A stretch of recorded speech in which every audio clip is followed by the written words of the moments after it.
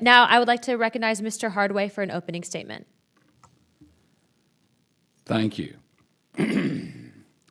For the past 62 years, the Central Intelligence Agency has actively and continuously obstructed the investigation of the assassination of President John F. Kennedy with no consequences for their actions. 10 years ago, the CIA's official historian admitted that the CIA had hid information from the Warren Commission during its investigation. The CIA stonewalled the Senate Select Committee to study governmental operations with respect to intelligence activities, the Church Committee. The CIA was not forthcoming with the Rockefeller Commission. The CIA misled and slow-walked the Assassination Records Review Board. James Angleton's preferred method in dealing with the Warren Commission was to, quote, wait them out. The first CIA officer I ever interviewed looked at me and said, "You represent Congress. What the F is that to the CIA? You'll be gone in 2 years, and we'll still be here." In 1978, the CIA ran an illegal domestic covert operation involving an undercover officer to subvert and obstruct the House Select Committee on Assassinations. That officer served undercover. That terminology is the terminology the CIA used to describe his assignment working with the Select Committee in a statement that their representative made under penalties of perjury in a lawsuit in 2005. I personally experienced the CIA's obstruction of the HSC investigation and can testify firsthand about what happened. In 1977 and 1978, I was employed as a researcher by the Select Committee, and I have submitted a detailed 17-page description of what happened then and since then, which I hope you will read.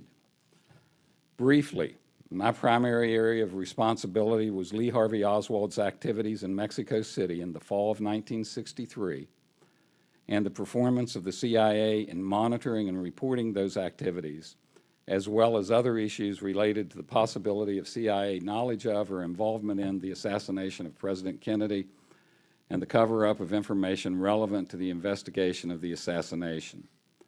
In that capacity, I had a top-secret security clearance and, during the major portion of my employment, had access to unredacted CIA records requested for review from the CIA by the Select Committee.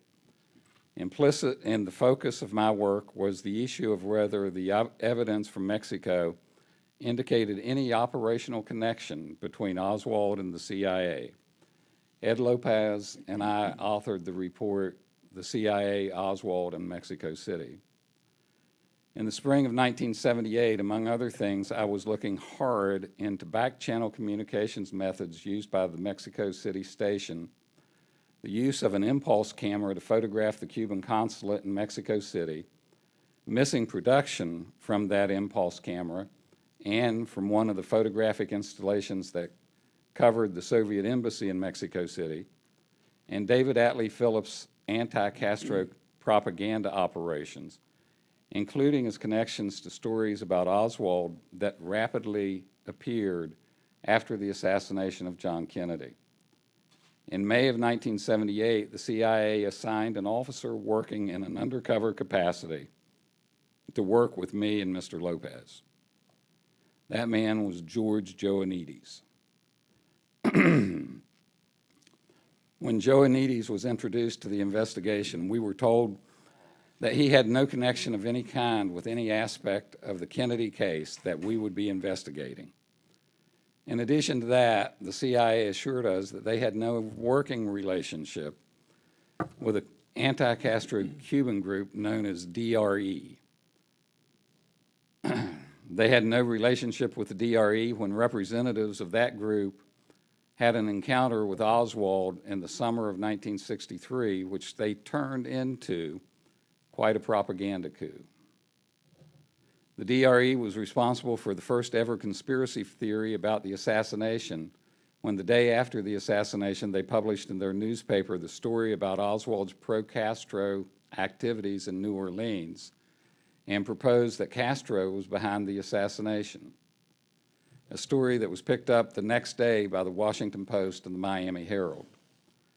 Thanks to the work of the Assassination Records Review Board, though, we now know that not only was DRE still a CIA operation all the way through 1963 and all the way up to April 1964, its controlling case officer, who oversaw the activities of the DRE and directed the DRE's activities, was no one other than George Joannides.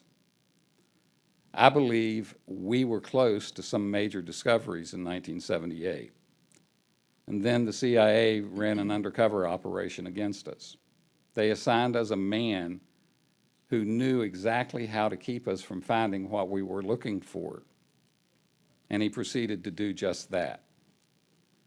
Reasonable inferences may be drawn about what they did not want us to find from the substantial circumstantial evidence that has come to light by our efforts and those of the Assassination Records Review Board and the journalist Jefferson Morley. I am a witness to these events. As such, I have a civic duty to testify. I wish I were just here. Actually, I wish I weren't here. But I wish I were just here to talk about a cover-up. But I'm not. I'm here to talk about a CIA covert operation directed against the Select Committee on Assassinations that was illegal and a violation of the CIA's charter, as well as being a felonious obstruction of a congressional investigation. That operation was and continues to be successful. Despite our testimony, and by that I mean mine, Ed Lopez's, and G. Robert Blakey's, and the clear record, no one has ever done anything about it. I have copies of the sworn testimony and exhibits of all three of us in D.C. District Court case number 17 CV 1433. I have those records with me if any of the members of this task force would like to see them. The question for this task force is whether anyone in this new generation of leaders has the backbone, the courage, the gumption to try to do something even at this late date. It's easy to admit and air the sins of our ancestors. It is much harder to admit that we build their tombs and endorse their actions by our inaction. I'm here to testify again, which is all that I can do. What will you do? Thank you, Mr. Hardway. I now recognize Judge Tunheim for an opening statement.